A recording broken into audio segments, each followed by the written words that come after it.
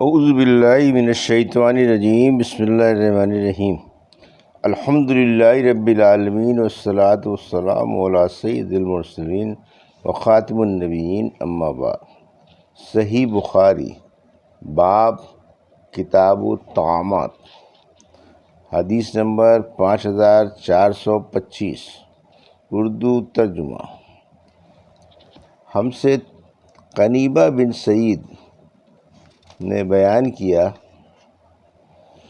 کہا ہم سے اسماعیل بن جعفر نے بیان کیا، ان سے مطلب بن عبداللہ بن حطب کے غلام عمرو بن ابی عمرو نے، انہوں نے حضرت انس بن مالک رضی اللہ عنہ سے سنا، انہوں نے بیان کیا کہ رسول اللہ صلی اللہ علیہ وسلم نے حضرت ابو طلحہ رضی اللہ عنہ سے فرمایا کہ اپنے یہاں کے بچوں میں کوئی بچہ تلاش کر لاؤ جو میرے کام کر دیا کرے۔ چنانچہ حضرت ابو طلحہ رضی اللہ عنہ مجھے اپنی سواری پر اپنے پیچھے بٹھا کر لائے۔ میں آنس صلی اللہ علیہ وسلم کی جب بھی آپ کہیں پڑاؤ کرتے خدمت کرتا، میں سنا کرتا تھا کہ آنس صلی اللہ علیہ وسلم بکثرت یہ دعا پڑھا کرتے تھے: اے اللہ، میں تیری پناہ مانگتا ہوں غم سے، رنج سے، عجز سے، سستی سے، بخل سے، بزدلی سے، قرض کے بوجھ سے اور لوگوں کے غلبے سے۔ حضرت انس رضی اللہ عنہ نے بیان کیا کہ پھر میں اس وقت سے برابر آپ کی خدمت کرتا رہا، یہاں تک کہ ہم خیبر سے واپس ہوئے اور حضرت صفیہ بنت حی رضی اللہ عنہا بھی ساتھ تھیں۔ آنس صلی اللہ علیہ وسلم نے انہیں پسند فرمایا تھا۔ میں دیکھتا تھا کہ آنس صلی اللہ علیہ وسلم نے ان کے لیے اپنی سواری پر پیچھے کپڑے سے پردہ کیا اور پھر انہیں وہاں بٹھایا۔ آخر جب ہم مقام صحبہ میں پہنچے تو آپ نے دسترخوان پر ہیس یعنی کھجور، پنیر اور گھی وغیرہ کا ملیدہ بنایا، پھر مجھے بھیجا اور میں لوگوں کو بلا لایا، پھر سب لوگوں نے اسے کھایا۔ یہی آنس صلی اللہ علیہ وسلم کی طرف سے حضرت صفیہ رضی اللہ عنہا سے نکاح کی دعوت تھی، دعوت ولیمہ تھی۔ پھر آپ روانہ ہوئے اور جب احد دکھائی دیا تو آپ صلی اللہ علیہ وسلم نے فرمایا کہ یہ پہاڑ ہم سے محبت رکھتا ہے اور ہم اس سے محبت رکھتے ہیں۔ اس کے بعد جب مدینہ نظر آیا تو فرمایا: اے اللہ، میں اس کے دونوں پہاڑوں کے درمیانی علاقے کو اسی طرح حرمت والا علاقہ بناتا ہوں جس طرح حضرت ابراہیم علیہ السلام نے مکے کو حرمت والا شہر بنایا تھا۔ اے اللہ، اس کے رہنے والوں کو برکت عطا فرما، ان کے مد میں اور ان کے سعی میں برکت فرما۔ حدیث نمبر 5426، اردو ترجمہ۔ چاندی کے برتن میں کھانا کیسا ہے؟ ہم سے ابو نعیم نے بیان کیا، ہم سے سیف بن ابی سلیمان نے کہا کہ میں نے مجاہد سے سنا، کہا کہ مجھ سے عبد الرحمن بن ابی لیلہ نے بیان کیا کہ یہ لوگ حذیفہ بن الیمان رضی اللہ عنہ کی خدمت میں موجود تھے۔ انہوں نے پانی مانگا تو ایک مجوسی نے ان کو پانی چاندی کے پیالے میں لا کر دیا۔ جب اس نے پیالہ ان کے ہاتھ میں دیا تو انہوں نے پیالے کو اس پر پھینک کر مارا اور کہا: اگر میں نے اسے بارہا اس سے منع نہ کیا ہوتا کہ چاندی سونے کے برتن میں مجھے کچھ نہ دیا کرو۔ آگے وہ یہ فرمانا چاہتے تھے کہ تو میں اس سے یہ معاملہ نہ کرتا، لیکن میں نے رسول اللہ صلی اللہ علیہ وسلم سے سنا ہے کہ ریشم و دیبانہ پہنو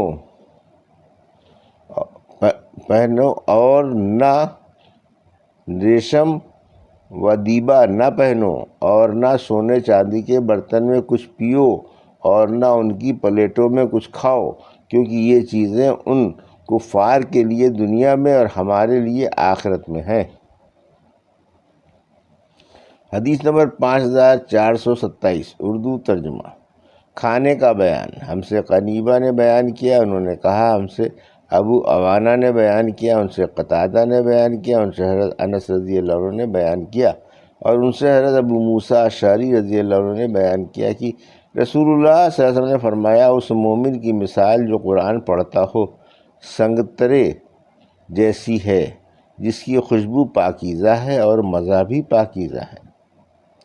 اور اس مومن کی مثال جو قرآن نہیں پڑھتا کھجور جیسی ہے، جس میں کوئی خوشبو نہیں ہوتی لیکن مزہ میٹھا ہوتا ہے۔ اور منافق کی مثال جو قرآن پڑھتا ہو ریحانہ پھول جیسی ہے، جس کی خوشبو تو اچھی ہوتی ہے لیکن مزہ کڑوا ہوتا ہے۔ اور جو منافق قرآن بھی نہیں پڑھتا، اس کی مثال اندرائن جیسی ہے، جس میں کوئی خوشبو نہیں ہوتی اور جس کا مزہ بھی کڑوا ہوتا ہے۔ حدیث نمبر 5428 اردو ترجمہ ہم سے مسدد نے بیان کیا، کہا ہم سے خالد نے بیان کیا، ان سے عبداللہ بن عبد الرحمن نے بیان کیا، ان سے حضرت انس رضی اللہ عنہ نے کہ نبی کریم صلی اللہ علیہ وسلم نے فرمایا، عورتوں پر عائشہ رضی اللہ عنہا کی فضیلت ایسی ہے جیسی تمام کھانوں پر سرید کی فضیلت ہے۔ حدیث نمبر 5429 اردو ترجمہ ہم سے ابو نعیم نے بیان کیا، کہا ہم سے مالک نے بیان کیا، ان سے سمی نے، ان سے ابو صالح نے، اور ان سے حضرت ابو ہریرہ رضی اللہ عنہ نے کہ نبی کریم صلی اللہ علیہ وسلم نے فرمایا، سفر عذاب کا ایک ٹکڑا ہے جو انسان کو سونے اور کھانے سے روک دیتا ہے۔ پس جب کسی شخص کی سفری ضرورت حسب منشا پوری ہو جائے تو اسے جلد ہی گھر واپس آ جانا چاہیے۔ حدیث نمبر 5430 اردو ترجمہ سالن کا بیان ہم سے قریبہ بن سعید نے بیان کیا، کہا ہم سے اسماعیل بن جعفر نے، ان سے ربیہ نے، انہوں نے قاسم بن محمد سے سنا، آپ نے بیان کیا کہ بریرہ رضی اللہ عنہ کے ساتھ شریعت کی 3 سنتیں قائم ہوئیں۔ حضرت عائشہ رضی اللہ عنہ نے انہیں ان کے مالکوں سے خرید کر آزاد کرنا چاہا تو ان کے مالکوں نے کہا کہ ولا کا تعلق ہم سے ہی قائم ہوگا۔ عائشہ رضی اللہ عنہ نے بیان کیا کہ میں نے اس کا ذکر رسول اللہ صلی اللہ علیہ وسلم سے کیا تو آپ صلی اللہ علیہ وسلم نے فرمایا کہ اگر تمیہ شرط لگا بھی لو، جب بھی ولا اسی کے ساتھ قائم ہوگا جو آزاد کرے گا۔ پھر بیان کیا کہ بریرہ آزاد کی گئیں اور انہیں اختیار دیا گیا کہ اگر وہ چاہیں تو اپنے شوہر کے ساتھ رہیں یا ان سے الگ ہو جائیں۔ اور تیسری بات یہ ہے کہ رسول اللہ صلی اللہ علیہ وسلم ایک دن عائشہ رضی اللہ عنہا کے گھر تشریف لائے چولہے پر ہانڈی پک رہی تھی، آپ نے دوپہر کا کھانا طلب فرمایا تو روٹی اور گھر میں جو موجود سالن پیش کیا گیا۔ آن رسول اللہ صلی اللہ علیہ وسلم نے دریافت فرمایا، کیا میں نے گوشت پکتے ہوئے نہیں دیکھا ہے؟ عرض کیا گیا کہ دیکھا ہے یا رسول اللہ، لیکن وہ گوشت تو بریرہ کو صدقے میں ملا ہے تو انہوں نے ہمیں ہدیہ کے طور پر دیا ہے۔ آپ صلی اللہ علیہ وسلم نے فرمایا کہ ان کے لیے وہ صدقہ ہے لیکن ہمارے لیے ہدیہ ہے۔ حدیث نمبر 5431 اردو ترجمہ میٹھی چیز اور شہد کا بیان مجھ سے اسحاق بن ابراہیم حنظلہ نے بیان کیا، ان سے ابو اسامہ نے، ان سے حشام نے بیان کیا، انہوں نے کہا کہ مجھے میرے والد نے خبر دی اور ان سے حضرت عائشہ رضی اللہ عنہا نے بیان کیا کہ رسول اللہ صلی اللہ علیہ وسلم میٹھی چیز اور شہد پسند فرمایا کرتے تھے۔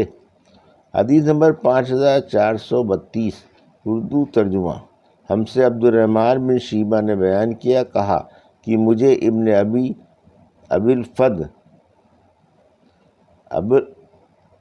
ابی الفدیق نے خبر دی، انہیں ابن ابی ذئب نے، انہیں مقبری نے، اور ان سے حضرت ابو ہریرہ رضی اللہ عنہ نے بیان کیا کہ میں پیٹ بھرنے کے بعد ہر وقت نبی کریم صلی اللہ علیہ وسلم کے ساتھ ہی رہا کرتا تھا۔